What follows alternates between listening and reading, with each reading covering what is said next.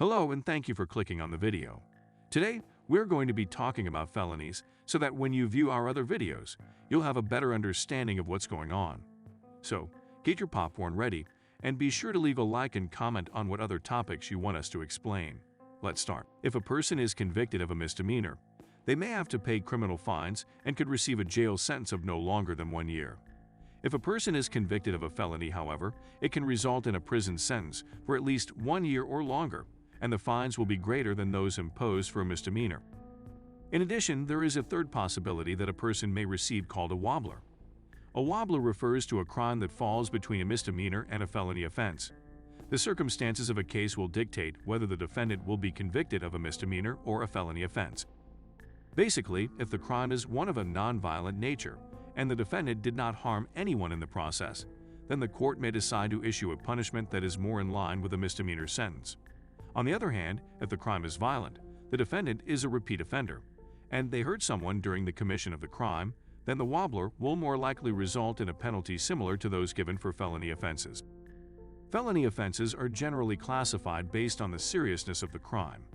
Each state has its own statute that provides separate guidelines on how to categorize a particular felony offense in that state.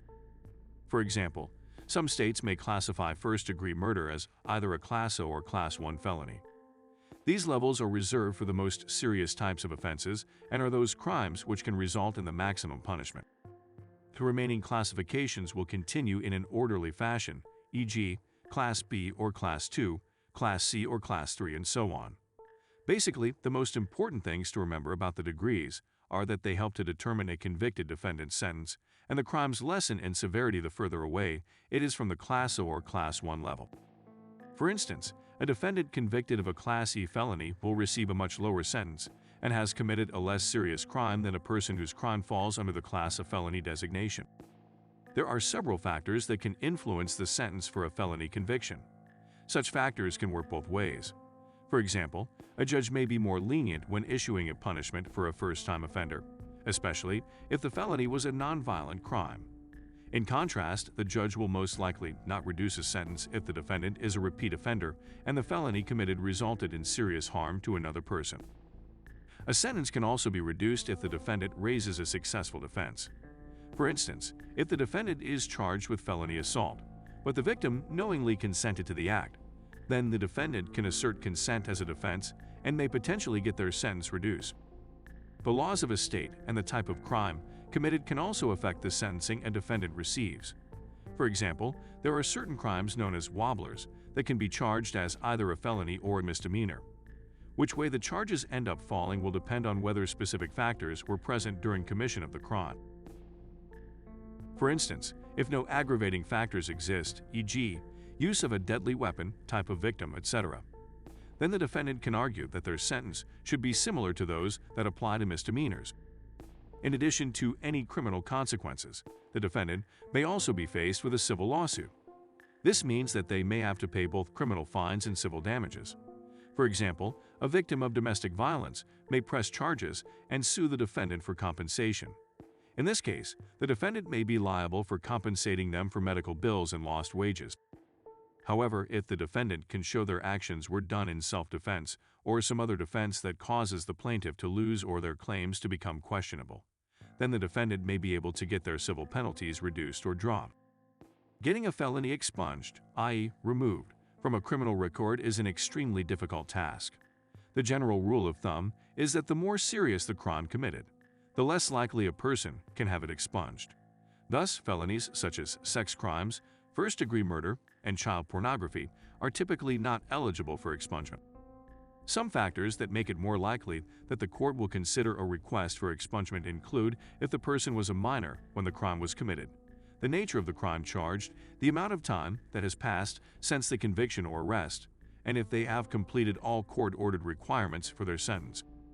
Note that there is a difference between when a defendant gets arrested for a felony versus when they are charged with a felony. A felony arrest simply means that the suspect is in custody based on the belief that they committed a felony. On the other hand, a felony charge means that an official legal proceeding has been initiated against the person. Although still not an easy feat, it is much more likely that a court will expunge an arrest for a felony than a felony charge. What is a felon? A felon is a person who has been charged and convicted of a felony offense. This often means that they received a jail or prison sentence for at least 1 year and possibly longer. If you are facing charges for a felony offense, then you should strongly consider hiring a local criminal defense attorney for assistance. Your attorney will be able to explain how the laws in your state apply to your particular case, the consequences of a conviction, and the next steps you should take. In addition, your attorney can help you prepare and file documents with the court for your case, and can provide representation on your behalf as well. Your attorney will also be able to determine if there are any defenses you can raise against the charges and whether there is a possibility to have your charges reduced or dropped. Therefore, it would be in your best interest to consult an attorney. Without one, not only is there a higher risk of receiving a conviction, but you also miss out on the opportunity to argue for a lower sentence.